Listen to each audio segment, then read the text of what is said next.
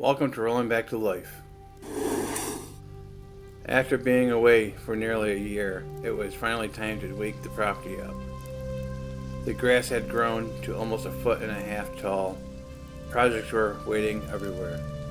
And before any of the fun summer projects could begin, there was a lot of work to do. This 4-acre property has been part of the family's story since 2010.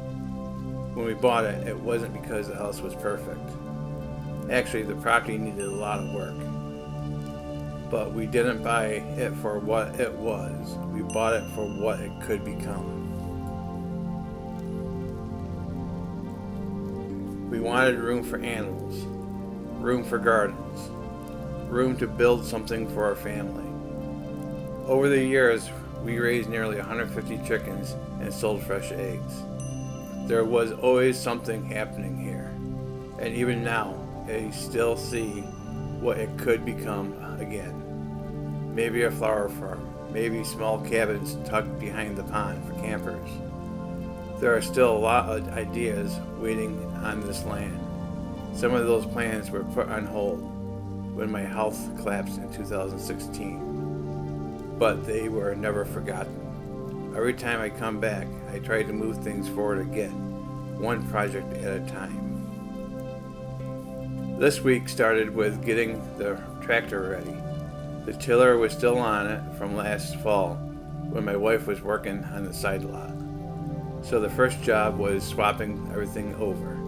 Off came the tiller, off came the pellet forks, and on went the loader, the bucket, the backhoe.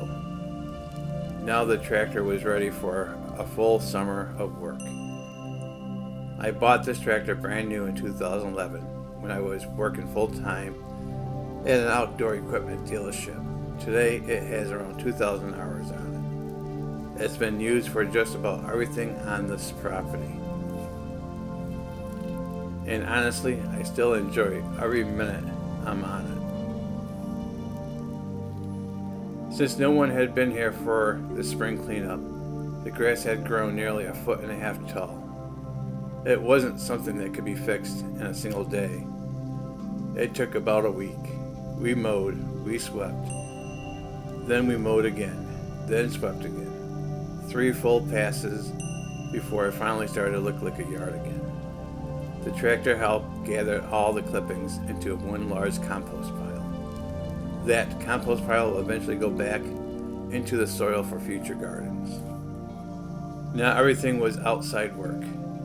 The dryer decided it wasn't going to cooperate, so I had to fix the starter button. It's funny how the small things matter just as much as the big projects. Sometimes getting a place ready isn't about building something new. It's about making everyday life work again.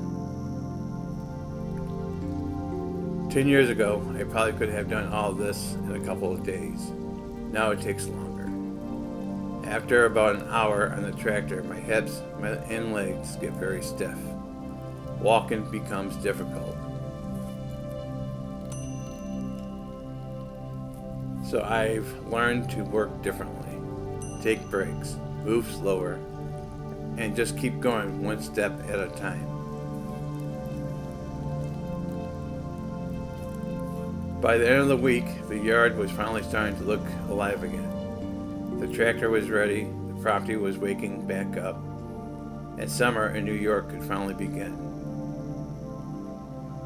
But we didn't end the week with more work. We ended it with something a little different. My wife and I went to the Syracuse Mets game. It's something her company does every year, early summer company picnic at the ballpark. They rent out the upper deck, and for a few hours, everything slows down. They had all the basics: hamburgers, hot dogs, sausage, mac salad, chips, popcorn, and drinks. Simple food, but after a week of hard work, it felt like enough. The game started around 6 p.m., just before sunset. It was one of those evenings where you're tired, but in a good way. Tired from getting things done, tired from being outside all week, but also just grateful to sit still, just watching the game. Enjoying the quiet time, being there with my wife. We stayed through dinner, watching the game for a while, and then left shortly after. The air was starting to cool down, and it felt like it was time to head home. It was a reminder that even when life is full of work,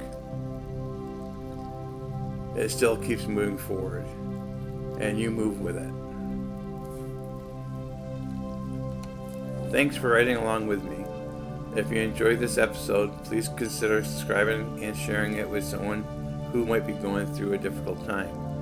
You never know, one small story can make a big difference. Until next time, take care, keep moving forward, and I'll see you in the next episode of Rolling Back to Life. Thanks for stopping by. I'm Don with Rolling Back to Life. I'll see you next time.